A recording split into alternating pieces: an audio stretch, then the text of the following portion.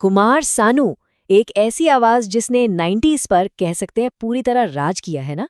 पर सवाल यह है कि आखिर उनके गाने आज भी इतने इतने यादगार क्यों हैं। आज हम इसी को समझने वाले हैं। उनके सिंगिंग स्टाइल को चलिए डिकोड करते हैं। तो वही सवाल कि कुमार सानू की आवाज में आखिर ऐसा क्या खास है। वो कौन सी बात है जो आज भी लोगों को अपनी तरफ खींचती है। क्या हैं वो टेक्निक्स जो उनकी गायकी को इतना अलग, इतना यूनिक बनाती हैं। चलिए पता लगाते हैं। अच्छा, उनके सिग्नेचर साउंड को समझने के लिए ना कुछ बातों पे गौर करना होगा। देखिए, ये सिर्फ एक अच्छी आवाज का खेल नहीं है। नहीं, ये असल में एक कमाल का कॉम्बिनेशन है। किस चीज का? स्मूथनेस का, एक मजबूत मिड रेंज का, एकदम साफ सुथरे सुरों का, और हाँ, एक बहुत ही नेचुरल वाइब्रेटो का। तो हम कह सकते हैं कि कुमार सानू का जो सिंगिंग स्टाइल है ना, वो 4 मजबूत पिलर्स पर खड़ा है। और यही वो 4 चीजें हैं जिनकी वजह से हम उनकी आवाज सुनते ही पहचान जाते हैं। तो कौन से हैं ये 4 पिलर्स? देखिए, सबसे पहला है एकदम साफ और सीधे सुर। कोई मुर्की, कोई हरकत नहीं, बिल्कुल स्ट्रेट। दूसरा है एक वार्म आवाज, मतलब आवाज में वार्मथ हो पर भारीपन न हो। तीसरा, और ये बहुत जरूरी है, नेचुरल वाइब्रेटो। ऐसा लगे कि वो खुद ब खुद आ रहा है, जबरदस्ती नहीं किया जा रहा। और चौथा, वो रोमांटिक एक्सप्रेशन, और उसके साथ साथ आवाज पर पूरा कंट्रोल। ठीक है, तो थ्योरी तो समझ आ गई, लेकिन अब बात आती है प्रैक्टिकल की। इस स्टाइल को अपनी गायकी में लाएं कैसे? तो चलिए अब इसी पर बात करते हैं। देखते हैं कि वो कौन सा डेली प्रैक्टिस रूटीन है जिसे फॉलो करके इस आवाज पर पकड़ बनाई जा सकती है। और पता है सबसे अच्छी बात क्या है? इसके लिए आपको घंटों रियाज करने की जरूरत नहीं है। नहीं, रोज सिर्फ 25 मिनट बस। लेकिन हाँ, ये 25 मिनट फोकस्ड होने चाहिए, और सबसे जरूरी है कंसिस्टेंसी, मतलब रोज करना है। तो ये 25 मिनट का जो वोकल वर्कआउट है, इसे 4 स्टेप्स में बांटा गया है। सिंपल है। शुरू के 5 मिनट वार्म अप के लिए, फिर 8 मिनट स्केल प्रैक्टिस, उसके बाद 5 मिनट लंबे सुरों का अभ्यास, और आखिर के 5 मिनट वाइब्रेटो की प्रैक्टिस। तो स्टेप 1, वार्म अप।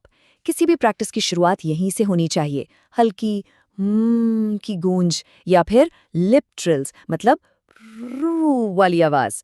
इससे होता क्या है कि आपके गले, गर्दन और जबड़े की मसल्स जो हैं वो रिलैक्स हो जाती हैं, गाने के लिए तैयार हो जाती हैं। अब आता है स्टेप 2, स्केल प्रैक्टिस। और यहाँ पर सबसे जरूरी बात, जो भी आप अलंकार गा रहे हैं, जैसे सारे गरे सा, उसे एकदम सीधा गाना है, बिल्कुल स्ट्रेट। कोई हरकत नहीं, कोई मुर्की नहीं। याद है हमने बात की थी, यही सीधापन उनके स्टाइल की सबसे बड़ी ताकत है। इसके बाद है स्टेप 3, लंबे सुर। यहाँ क्या करना है? हर सुर को, जैसे सा, रे, गा, मा, इनको कम से कम 8 से 10 सेकंड तक होल्ड करना है, रोक कर रखना है। इससे आपकी सांस पर पकड़ बनेगी, आपका ब्रेथ कंट्रोल बढ़ेगा, और आवाज में एक ठहराव आएगा। बहुत जरूरी है ये। और हमारा आखिरी स्टेप है वाइब्रेटो की प्रैक्टिस। इसकी टेक्निक भी बहुत सिंपल है। पहले एक सीधा स्ट्रेट नोट लगाइए, और फिर उसके आखिर में धीरे से एक लहर जैसा कंपन, मतलब वाइब्रेटो, ऐड कीजिए। याद रहे, ये बहुत हल्का और नेचुरल लगना चाहिए। और ये सबसे जरूरी बात है, एक गोल्डन रूल समझ लीजिए इसे। वाइब्रेटो कभी भी गले के जोर से नहीं आना चाहिए। ये हमेशा सांस के कंट्रोल से, मतलब ब्रेथ से आना चाहिए। यही सबसे बड़ा फर्क है एक नेचुरल और एक बनावटी, मतलब फोर्स्ड वाइब्रेटो में। तो रियाज की टेक्निक तो हमने समझ ली, अब बारी है इसे अप्लाई करने की। चलिए अब आगे बढ़ते हैं और देखते हैं कि इस पूरी प्रैक्टिस को असल गानों में कैसे उतारना है। शुरुआत करने के लिए कुछ गाने हैं जो परफेक्ट हैं, जैसे तुझे देखा तो, एक लड़की को देखा, बाजीगर ओ बाजीगर, या फिर धीरे धीरे से।